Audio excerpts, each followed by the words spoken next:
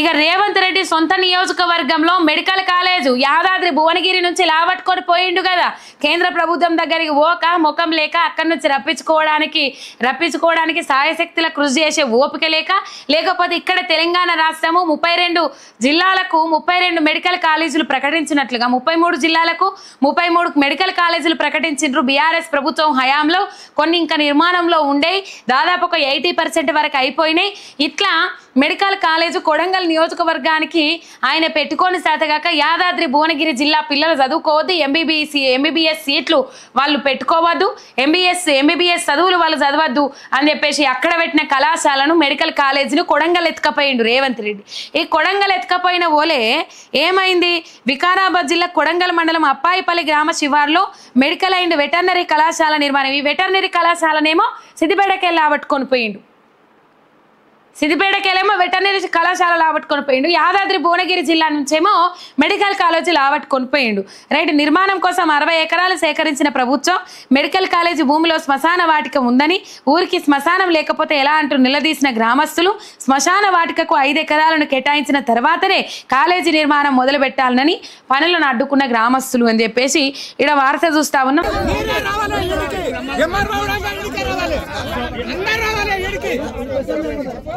అయితే మొన్న మనం మాట్లాడినాం అప్పాయిపల్లి రైతులతో, మనం మాట్లాడినాం లైవ్ లో. రైట్, ఆ రైతుల దగ్గర దాదాపు 60 నుంచి 70 ఎకరాల భూమిని వాళ్ళు తీసుకున్న నష్టపరిహారం ఇట్లా అట్లా అని చెప్పేసి ఇస్తామని అన్నారు. ఎకరానికి 10 లక్షల రూపాయలు ఇస్తామని అన్నారు. 5 లక్షల రూపాయలే ఇచ్చిండ్రు. అండ్ ఎకరానికి 125 గజాల ఫ్లాట్ ఇస్తామని అన్నారు. ఎన్ని ఎకరాలు పోతే అన్ని 125 గజాల ఫ్లాట్లు. దాదాపు అక్కడ ఉన్న రైతులకు నష్టపరిహారం పూర్తిగా చెల్లించక ముందే ఇంటికో గవర్నమెంట్ ఉద్యోగం కూడా ఇస్తానన్నారట. ఏవి చెల్లించక ముందే నష్టపరిహారం 5 లక్షలు కూడా పర్ ఎకరాకు ఇయ్యక ముందే రైతులను మోసం చేసి అక్కడ సాఫ్ సఫాయి కార్యక్రమాలు మొదలు పెట్టిరట. వాళ్ళు తిరుగుబాట్లు లేవనెత్తిరు. మొన్నటిదాకా ఆర్డీఓ ఆఫీసుల చుట్టూ అటు ఇటు తిరుగురు. పాపం వాళ్ళు ఆదుకున్న పాపాన ఊతలేరు. ఇది రేవంత్ రెడ్డి ఎక్కడనో కాదు, మళ్ళా రేవంత్ రెడ్డి సొంత నియోజకవర్గంలా. అక్కడనేమో లగచర్లలో భూములు గుంజుకొని అట్లా చేస్తాడు, ఇక్కడనేమో ఇక్కడ భూములు గుంజుకొని ఇట్లా చేస్తారు. ఆ రైతులు ఘోరంగా తిరుగుతూ ఉన్నారు. మాకు ఎక్కడికైనా న్యాయం. ఇక్కడ ట్విస్ట్ ఏంటంటే భూమి కోల్పోని రైతులకు నష్టపరిహారం వచ్చిందట. అది కథ. ఇక చూసుకొని ఎట్లా ఆడిస్తుర్రో కథ. భూమి కోల్పోని రైతులకు నష్టపరిహారం.